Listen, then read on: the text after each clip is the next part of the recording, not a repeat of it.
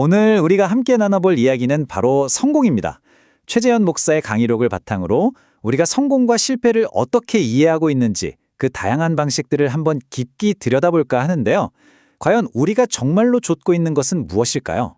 자, 바로 이 질문으로 한번 시작해 볼까요? 성공이냐, 행복이냐? 이건 단순히 둘 중 하나를 고르는 문제를 넘어서 좋은 삶이란 대체 무엇인가 하는 아주 근본적인 고민으로 우리를 이끌죠. 네, 오늘 살펴볼 순서는 이렇습니다. 먼저 성공의 딜레마를 짚어보고 삶을 바라보는 특별한 프레임워크를 소개해 드릴 거예요.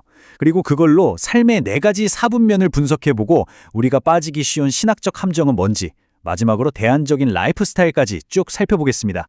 자, 그럼 첫 번째 섹션부터 시작해 볼까요? 우리는 정말 무엇을 쫓고 있을까요? 세상이 말하는 성공이랑 우리가 마음속 깊은 곳에서 원하는 만족감 사이에는 어떤 간극이 있는지 그 팽팽한 긴장 관계에 대해서 먼저 이야기해 보겠습니다.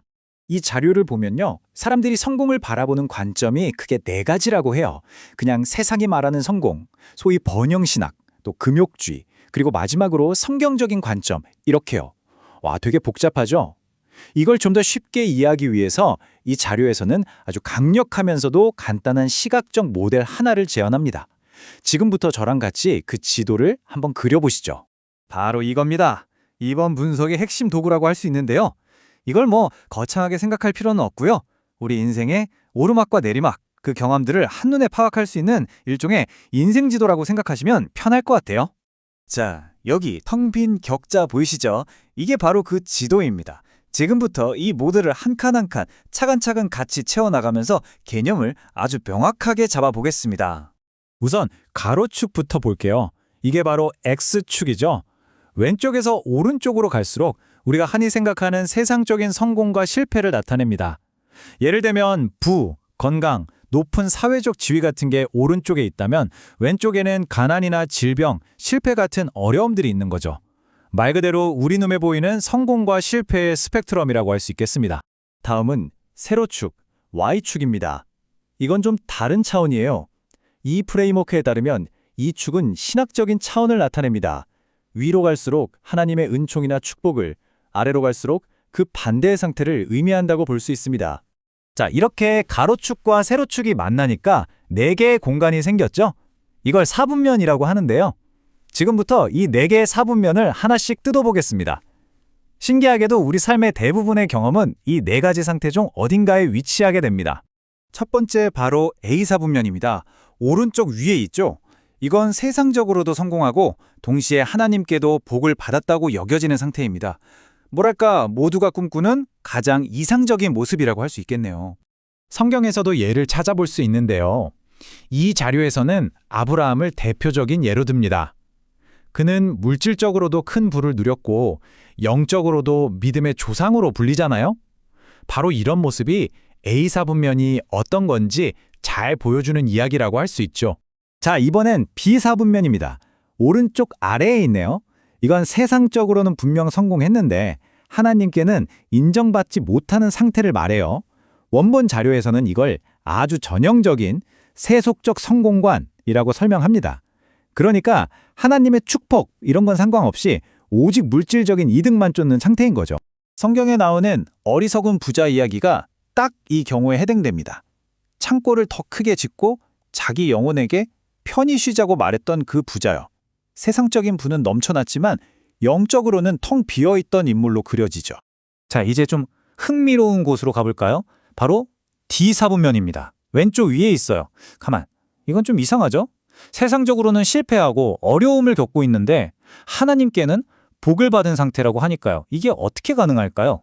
바로 이 구절이 D사분면의 역설적인 본질을 정말 잘 보여줍니다. 가난한 자 같지만 많은 사람을 부요하게 하고 아무것도 없는 자 같지만 모든 것을 가진 자. 와, 정말 깊은 의미가 담겨 있죠. 아무것도 없는데 모든 것을 가졌다니. 이 지점이 바로 이 분석의 핵심 중 하나입니다. 이 자료에서는 모세나 사도 바울 같은 인물들을 이 영역의 대표적인 예로 들고 있어요. 여러분도 아시다시피 그들은 평생 엄청난 고난과 핍박을 겪었잖아요. 하지만 결국 신실한 믿음의 사람으로 평가받죠. 바로 이게 D사분면의 삶입니다. 자, 이제 마지막 사분면 C입니다. 왼쪽 아래. 여긴 쉽게 짐작이 가시죠? 세상적으로도 실패하고 영적으로도 복을 받지 못한 상태입니다. 이 자료에서는 가룟 유다를 그 예로 들고 있습니다. 자, 이렇게 네 가지 사분면을 모두 살펴봤습니다. 그런데 여기서 중요한 점이 있어요. 우리가 이 지도 전체를 보지 않고 어느 한 부분에만 너무 집착할 때 큰 오류에 빠질 수 있다는 겁니다. 어떤 함정들이 있는지 한번 살펴보겠습니다. 이 슬라이드가 그 함정들을 아주 명확하게 보여주네요. 먼저 번영신학이 있습니다. 이건 오직 A사분면, 그러니까 눈에 보이는 세상적 성공만이 하나님의 복이라고 잘못 주장하는 거예요. 반대로 금욕주의는 뭐냐? 정반대입니다. 오직 D사분면, 즉 세상에서의 고난과 실패 속에서 믿음을 지키는 것만이 진짜 복이라고 주장하면서 A사분면의 가치를 아예 무시해버리는 거죠. 둘 다 반쪽짜리 진실에 매달리는 셈입니다. 그래서 이 자료가 제안하는 결론은 바로 이것입니다. 진짜 균형 잡힌 성경적 관점은 뭐냐? A사분면, 즉 세상적인 성공도, D사분면, 즉 신실한 고난도 둘 다 하나님이 주시는 유효한 복의 한 형태일 수 있다는 걸 모두 인정하고 포용하는 태도라는 겁니다. 자, 그럼 이제 마지막 섹션입니다. 이론은 알겠는데 이걸 대체 우리 일상생활에 어떻게 적용할 수 있을까요? 여기서는 바람이라는 아주 강력한 비유를 통해서 그 방법을 한번 찾아보겠습니다. 이 비유 정말 기가 막히지 않나요? 자료에서는 세상의 바람이 우리를 끊임없이 비사분면, 즉 세속적인 성공만을 향해 밀어붙인다고 말합니다. 가만히 있으면 그냥 그쪽으로 떠밀려 가는 거예요. 그렇기 때문에 위쪽, 즉 축복의 영역으로 가려면 그 바람에 적극적으로 맞서서 기대해야 한다는 거죠. 그렇다면 그 바람을 거스르는 구체적인 방법은 뭘까요? 이 자료에서는 6가지 실천적인 삶의 태도를 제안합니다. 부에 의존하기보다는 작은 것에도 감사하기, 성공했다고 교만해지는 대신 겸손하기, 끊임없이 불평하기보다는 가진 것에 만족하는 자족, 낭비하지 않고 절제하기, 나만 챙기는 이기심 대신 나누기, 그리고 미래에 대해 막연히 불안해하기보다는 차분히 준비하기. 바로 이런 삶의 태도가 바람을 거슬러 서는 힘이 된다는 겁니다. 이제 모든 분석을 마치면서 마지막으로 이 질문을 여러분께 드리고 싶습니다. 지금 여러분의 삶에 불어오는 바람은 어느 방향을 향하고 있나요? 그리고 여러분은 그 바람에 이끌려 가고 있나요? 아니면 맞서 기대고 있나요? 한번 곰곰이 생각해 보시면 좋겠습니다.